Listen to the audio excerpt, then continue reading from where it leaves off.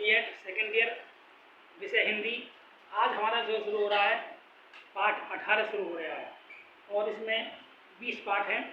जल्दी से ये भी पूरा करने के इच्छुक हैं। और पाठ 18 में जो टॉपिक है पाठ्यक्रम के प्रतिमान।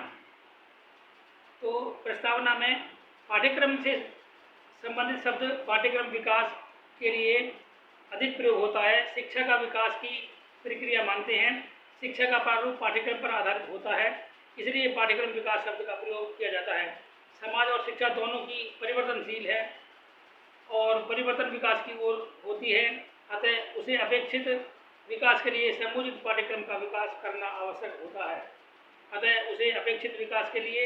पाठ्यक्रम का विकास करना आवश्यक है। अतः पाठ्यक्रम विकास निरंतर चलने वाली प्रक्रिया है। पाठ्यक्रम विकास की प्रक्रिया ऐतिहासिक समीक्षा करने से विदित होती है कि पाठ्यक्रम विकास में 3 तथ्यों को महत्व दिया जाता रहा है: उद्देश्य, प्रक्रिया, परिस्थिति। पाठ्यक्रम प्रतिमान।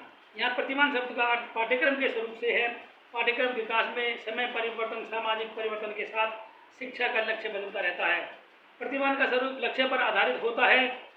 शिक्षा प्रक्रिया के विश्लेषण से स्पष्ट होता है कि पाठ्यक्रम में 3 तथ्यों को अधिक महत्व दिया जा रहा है। इस प्रकार पाठ्यक्रम के प्रतिमानों को प्रमुख रूप से 3 समूह में विभाजित करते हैं: उद्देश्य प्रतिमान, प्रक्रिया प्रतिमान, परिस्थिति प्रतिमान। पाठ्यक्रम विकास में यदि उद्देश्यों को महत्व देकर उसका प्रारूप विकसित किया जाए तब उसे उद्देश्य प्रतिमान कहते हैं।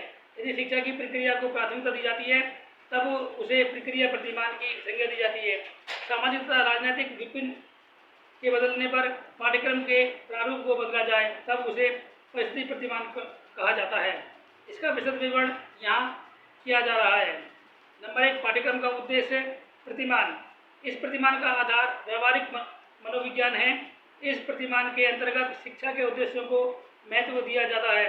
शिक्षा के उद्देश्य की प्राप्ति का साधन पाठ्यक्रम का प्रारूप होता है। कक्षा में शिक्षक अपनी पाठ्यवस्तु की सहायता से अधिगम परिस्थिति उत्पन्न करता है, जिसे छात्रों के व्यवहार में अपेक्षित परिवर्तन लाने का प्रयास करता है। उद्देश्यों की प्राप्ति छात्रों के अपेक्षित व्यवहार परिवर्तन के रूप में की जाती है। शिक्षा के अंतर्गत उद्देश्यों को महत्व 1962 से दिया जाने लगा था। पी.एन. ब्लूम ने मूल्यांकन तथा परीक्षा में सुधार का प्रयास किया। उसमें उन्होंने शिक्षा के प्रारूप को विकसित किया और सुझाव दिया कि परीक्षा में सुधार के लिए शिक्षण में सुधार करना होगा। परीक्षण शिक्षण पर आधारित होना चाहिए। उन्हें परीक्षण तथा शिक्षण की प्रक्रियाओं को उद्देश्य केंद्रित बनाने पर बल दिया कि शिक्षण में जिन उद्देश्यों को महत्व दिया जाए उन्हें उद्देश्यों के लिए परीक्षण करना चाहिए। इसके लिए उद्देश्यों का निर्धारण करना होगा, उनकी परिभाषा करनी होगी, उद्देश्यों को व्यवहारिक रूप में बदलना होगा। रॉबर्ट बेगर ने उद्देश्यों को व्यवहारिक रूप में लिखने की प्रक्रिया 1962 में ही दी थी। परीक्षण तथा शिक्षण उद्देश्य केंद्रित बनाया गया। शिक्षण के लिए पाठ्यक्रम को उद्देश्यों के अनुरूप विकसित करना होता है। पाठ्यक्रम प्रतिमान की दृष्टि से उद्देश्यों को 2 प्रकार से विभाजित किया जाता है: व्यवहारिक या विशिष्ट या अनुदेशात्मक उद्देश्य तथा अभिव्यक्ति उद्देश्य। व्यवहारिक या अनुदेशात्मक उद्देश्य। विद्यालय में इन्हीं उद्देश्यों को शिक्षण उद्देश्य कहते हैं। पाठ्यक्रम के शिक्षण में उन उद्देश्यों को प्राप्त करने का प्रयास किया जाता है। उन उद्देश्यों का संबंध ज्ञानात्मक पक्ष से अधिक होता है। रॉबर्ट बेगर ने ज्ञानात्मक पक्ष के व्यवहारिक उद्देश्यों को लिखने की विधि का विकास किया था। पाठ्यक्रम विकास से कक्षागत क्रियाओं के उद्देश्यों की दृष्टि से ध्यान में रखा होता है। शिक्षण को इनके संपूर्ण ज्ञान एवं कौशल होना चाहिए। अभिव्यक्ति उद्देश्य। शैक्षिक परिस्थितियों से ज्ञानात्मक, भावात्मक एवं क्रियात्मक उद्देश्यों को प्राप्त करने का प्रयास किया जाता है। अभिव्यक्ति उद्देश्यों संबंधित भावात्मक एवं क्रियात्मक पक्षों के विकास से होता है। इन उद्देश्यों की प्राप्ति पाठ्यक्रम सहगामी क्रिया से किया जाता है। छात्र को अपने नैसर्गिक रुचियों एवं अभिरुचियों के विकास का अवसर दिया जाता है। ऐसी परिस्थिति उत्पन्न की जाती है कि छात्र अपनी क्षमताओं को विकास कर सके। अनुदेशात्मक उद्देश्यों का स्वरूप सुनिश्चित होता है। छात्र को अपने ढंग से विकसित करने का अवसर नहीं होता है। छात्र के विकास की दृष्टि से अभिव्यक्ति उद्देश्य अधिक महत्वपूर्ण होते हैं। यदि पाठ्यक्रम से विकास तथा निर्माण में अनुदेशात्मक उद्देश्यों को ही महत्व दिया जाएगा तो प्रतिमान स्वरूप संकुचित होगा।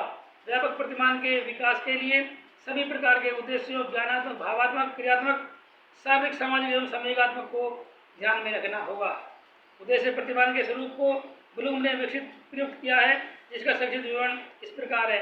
मूल्यांकन उपागम प्रतिमान या ब्लूम उद्देश्य प्रतिमान। बीएम ब्लूम ने परीक्षण में सुधार के लिए शिक्षा की प्रक्रिया का प्रारूप विकसित किया तथा सुझाव दिया कि परीक्षण मात्र में सुधार करने से शिक्षा में विकसित किया तथा सुझाव दिया कि परीक्षण मात्र में सुधार करने से शिक्षा में अधिक किसी प्रकार का सुधार नहीं किया जा सकता है। अतः शिक्षा की संपूर्ण प्रक्रिया ही सुधार से संभव है। पाठ्यक्रम के शिक्षण एवं परीक्षण को समन्वित करना होगा, उन्हें उद्देश्य केंद्रित बनाना होगा। शिक्षण क्रियाओं से अधिगम अनुभव प्रदान किए जाएं, उन्हें उद्देश्यों की दृष्टि से नियोजित करना होता है।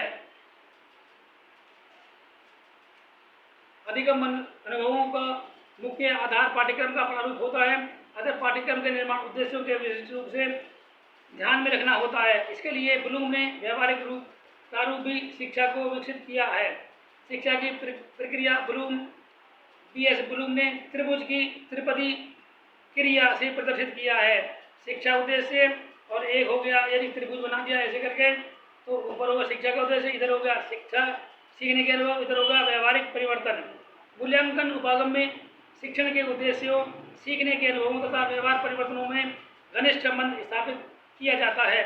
शिक्षण एवं परीक्षण क्रियाएं साथ साथ संपादित होती हैं और इनका लक्ष्य उद्देश्य केंद्रित होना चाहिए।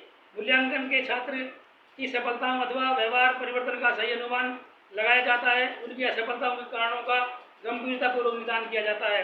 इसके लिए शिक्षा की सभी प्रक्रियाओं को पर्याप्त का निदान होना आवश्यक है, क्योंकि छात्रों की असफलताओं के लिए उन्हें उत्तरदायी माना जाता है, परंतु शिक्षा की संपूर्ण प्रक्रियाएं उनकी असफलताओं के लिए समान रूप से उत्तरदायी हैं।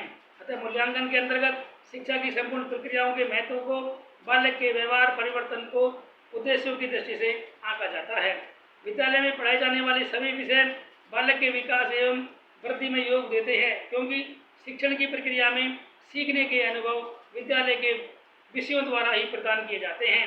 यहाँ संक्षेप में यह उल्लेख किया है कि भूगोल शिक्षण में मूल्यांकन विधि का प्रयोग किस प्रकार किया जा सकता है। आज के लिए इतना ही, फिर मिलेंगे नए वीडियो नए टॉपिक के साथ।